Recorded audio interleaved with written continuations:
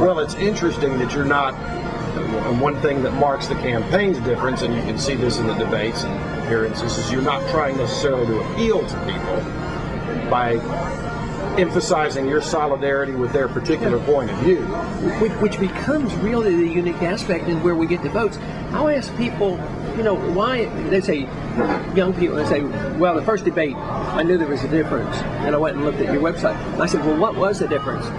And I said, was it one issue? Was it the war, the monetary policy? No, it just says, we believed you, we didn't believe the rest. It was a trust factor.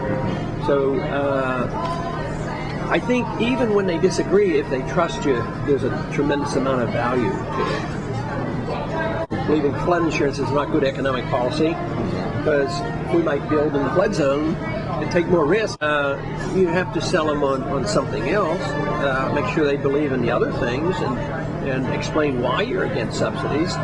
And other members of Congress will tell me, I know you're right, but I can't go home and explain things like you do. They just say, it's too much trouble, too much work, it's too complicated. They told me that about the Patriot Act. Why are you voting for this? You haven't even read it. They said, well, we just had 9/11 and people want something done. How can you vote against the Patriot Act? So it's sort of a lazy way out for something. Does that mean that Ron Paul doesn't necessarily care about being reelected? That, you just say what you want to say, take the positions you want to take? In some ways it seems that way, but in other ways the election is very, very important because it's the vote of confidence. I only have one politician's picture in my office in Washington, and with a saying. It's by Grover Cleveland. And he says, what is it worth if you get elected or re-elected and you don't stand for something? So yes, I want elected and I want re-elected, but I have to stand for something. If the goal was election and re-election, I didn't stand for something, I would find myself very distasteful. I don't want any of that. I don't want to be elected for the purpose of being elected. And I think in many ways that's how most people operate. They like the job first and they're not motivated by the same things that I'm motivated by. But given that by your very nature and your positions and your stands, you're not joining one particular political apparatus or another, then why be elected in the first place? Because you're not really joining to be part of this machine or that part of the machine. Because you're standing by yourself in a lot of respects. Yeah, but because of the bigger picture, of changing the direction of the country and helping people and having sound money, solving the problems of the economy, and the political process is the vehicle. But my goal was, to stick. If I didn't stick to my principles and got reelected, it wouldn't mean anything to me. But my goal was not only to be elected on those principles, to absolutely vote that way, and also to get reelected by doing that after they knew what I was all about, and do my best to have a growing margin. And I've done that pretty well in my district. The margins, when I was going back in 96, I won like 51 to 49. And it was up over 60, and one time I didn't have an opponent. So things have been, I have been able to get that stamp of approval, but the stamp of approval for the views was much more important than me being in office. Matter of fact, it's hard work going back and forth all the time. That's not my personal lifestyle, to be on airplanes all the time and going back and forth and not practicing medicine and being away from home. So why do it? What was in the balance there that said it was more important to do that than to live another life that you would enjoy living? I just think the problems are serious. I think freedom means a lot to me. I've benefited by it. My family benefits by it. And if we reject the principles that were behind our Constitution, our kids are going to be worse off. And if we have, if tomorrow they start bombing Iran, which up until a few weeks ago was a possibility, still is a possibility, and oil goes to $200 a barrel, and we have a bad recession here, it'll affect me, it'll affect my family, my kids, and the future of the country. And I think it's an important fight, to talk about the things I talk about, because I have strong beliefs. The first time that you were in Congress, what did you basically learn during that tenure? Was it, I mean, of course, President Reagan got there afterwards. Were you ultimately disillusioned by what you found out, what you experienced?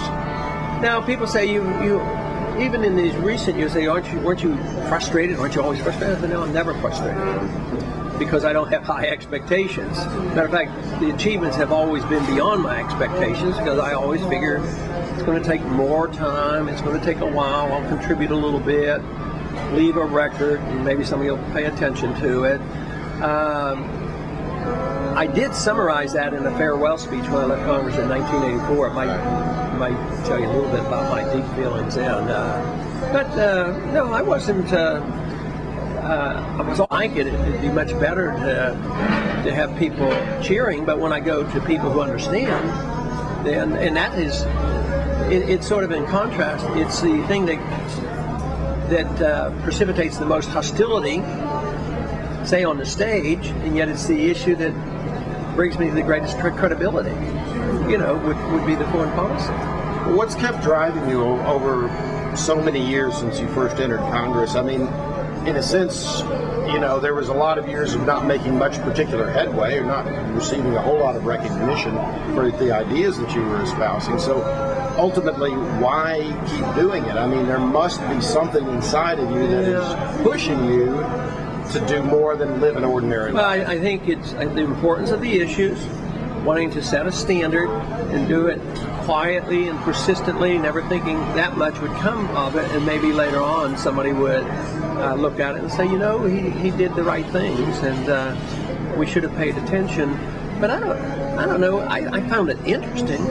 Most people wouldn't find studying economics all that interesting, but I started reading it, and it just fascinated me to find out that you could find answers.